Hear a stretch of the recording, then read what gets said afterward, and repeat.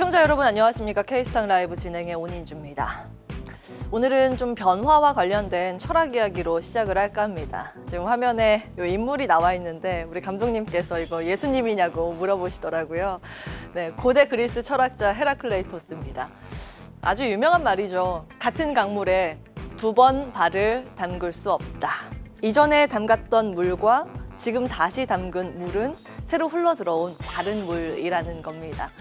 판타레이, 즉 만물은 흐른다.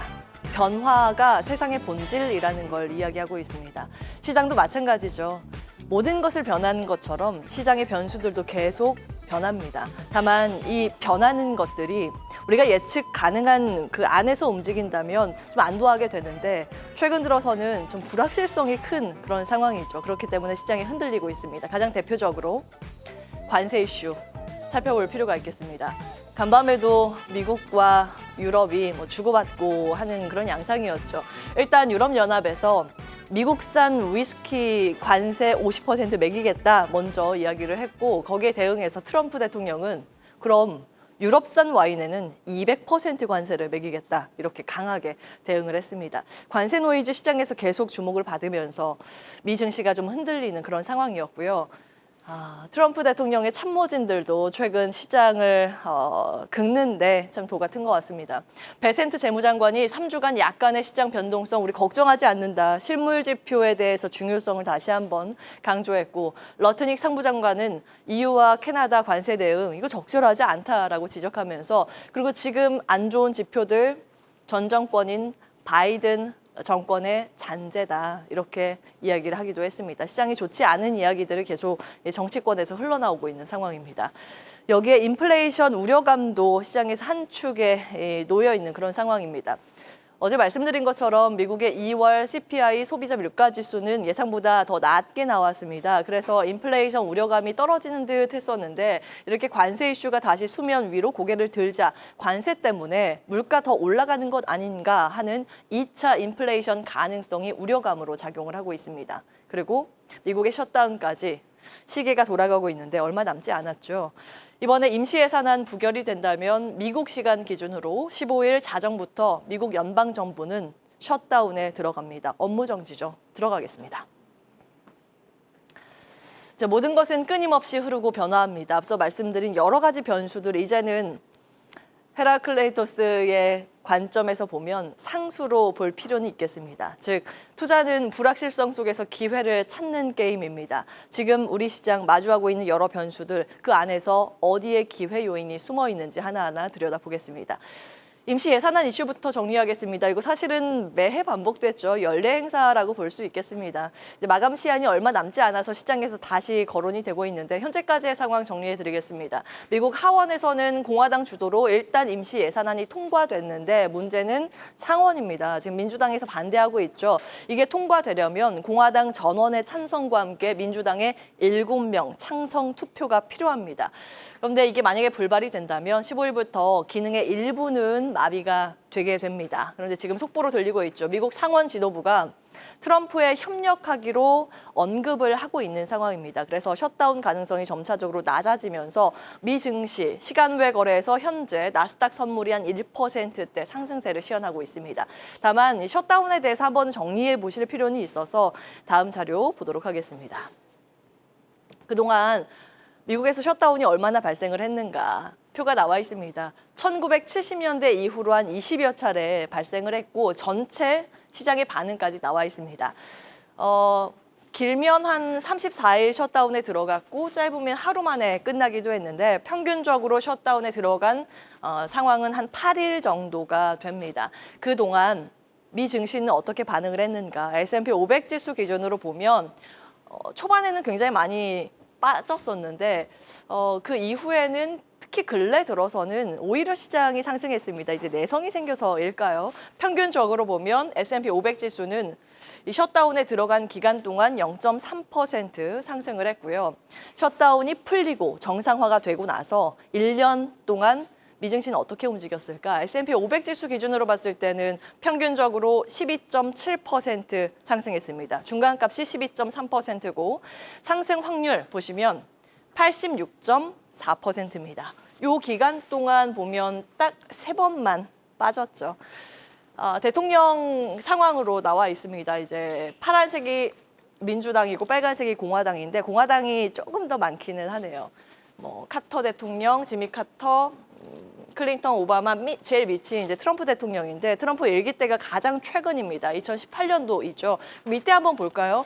이때 트럼프 대통령 정권 일기 당시에 가장 처음 있었을 때가 이틀 셧다운에 들어갔고 그 기간 동안은 S&P 500 지수가 0.8% 올랐습니다만 끝나고 나서 1년 동안 S&P 500 지수가 7% 넘게 밀렸습니다. 여기서 가장 많이 빠졌죠.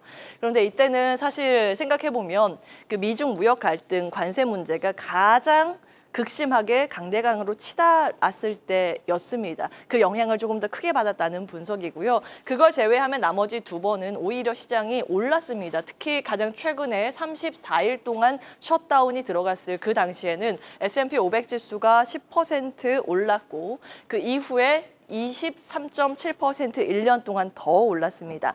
결국에는 셧다운 이슈보다는 시장의 본질과 경제 상황이 더 크게 자리했음을 확인해 보실 수 있습니다. 이런 내용들 정리해 드리고요. 시장에서 워낙 이제 험악한 헤드라인이 많이 나와서 참고 자료 먼저 정리해 드립니다. 자, 어제 우리 시장 장중의 흐름 특이점을 하나 보자면 코스피의 일중 그래프 나와 있습니다. 상법 개정안 그 국회 본회의 통과 소식이 오후에 들려왔습니다만 시장의 반응이 별로 없었습니다. 왜 그럴까요? 일단 권한대행이 거부권을 행사할 수 있다는 점도 발목을 잡았을 가능성이 있고 이 상법 개정안이 시행되는 시기가 공표하고 나서 한 1년 뒤부터 본격적으로 시행할 것이라는 추측 때문일지도 모르겠습니다. 좀 정리를 해볼까요? 쟁점도 있고요. 자, 주요 개정 내용입니다. 뭐 아시는 것처럼 주주에 대한 이사의 충실 의무 명문화라든지 상장회사의 주주총회에 전자주주총회 방식 도입 등등이 좀 담겨져 있고요.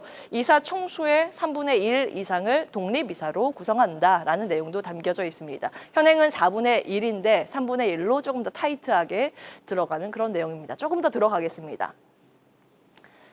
자, 아무래도 주주의 입장에서는 일반 주주의 목소리가 더 크게 작용할 가능성이 있다. 주주의 이권 취득에 대해서 긍정적으로 평가를 받습니다만 기업 입장에서는 이러면 경영권 방어가 조금 더 어렵다라는 부분과 소송이 늘어날 것 같다. 이거 어떻게 대응을 해야 할까? 비용 증가에 대한 부분도 있습니다.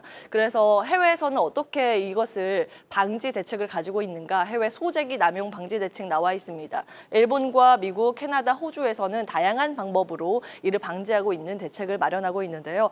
아무래도 이번에 상법 개정안은 그 주주의 권익도 보호하면서 기업의 이익도 같이 갈 수 있는 양쪽을 보완하면서 나갈 수 있는 방법을 좀 고민을 해야 하지 않을까라는 지적이 나옵니다. 다음 보겠습니다. 자, 일단 그러면 시장에는 어떤 부분에 영향을 크게 줄 것인가? 아무래도 주주에 대한 권익 보호이겠죠. 충실 의무 명문화입니다. 현행 같은 경우에는 회사를 위하여 회사에 거의 다 초점이 맞춰져 있습니다. 그런데 이제 개정 법안에 따라서 보면 회사 및 주주가 여기에 포함이 되고요. 아래 보시면 총주주의 이익을 보호하여야 한다.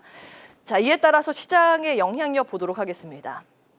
그게 이제 즉시 시행이 아니기 때문에 시차가 있죠. 시차를 두고 이제 적용이 되기 때문에 일정 유예 기간 가능성 시장에서 한 1년 정도 추측을 하고 있는데 그 기간 동안이 문제죠. 그 기간 동안 이 상법 개정을 하고 나서 상장을 시키기 어렵다라는 판단을 가지고 있는 기업 같은 경우에는 굉장히 빠르게 일정을 앞당겨서 비상장 자회사를 상장시킬 수가 있다라는 지적이 일부 증권가에서 나오고 있습니다. 그렇기 때문에 주의해야 할 부분, 비상장 자회사 가치가 높은 지주회사는 예의주시하면서 급하게 상장을 추진하는 기업은 투자에 신중할 필요가 있다라는 목소리도 함께 챙겨드리고요. 반면에 우리가 이 안에서 기회를 볼 수 있는 요인이 무엇인가? 저평가받고 있는 지주사 같은 경우에는 상법 개정안으로 인해서 그 지주사의 가치가 증대될 수 있다는 부분, 그렇기 때문에 단기 기업의 차별화 대응은 필요하다. 관련해서 그 괜찮은 옥석가리기는 해볼 필요가 있다는 점 같이 체크해 드립니다. 자, 마지막으로 오늘 반도체가 또 시장을 한 축을 담당을 하고 있는 그런 상황이라서 일정 체크해 드립니다. 다음 주에 일정 중요한 게 두 개나 있거든요. 엔비디아 GTC 2025 개최 예정입니다. 지금 AI 반도체 관련해서 그리고 양자 컴퓨팅 관련해서 혁신 기술을 선보일 예정이기 때문에 기술주 투심이 개선될지 여부 체크해 보시기 바라겠고요. 레거시 반도체와 관련해서는 이게 굉장히 중요한 가늠자입니다. 마이크론 실적 발표 20일 예정입니다. 1분기 실적을 통해서 반도체의 동향을 확인할 수 있기 때문에 이 점도 나오면 저희도 같이 챙겨드리도록 하겠습니다. 계속해서 다양한 경제 이슈를 알고 싶다면 구독과 좋아요, 알림 설정 부탁드립니다. AI 캐스터 권미정이었습니다.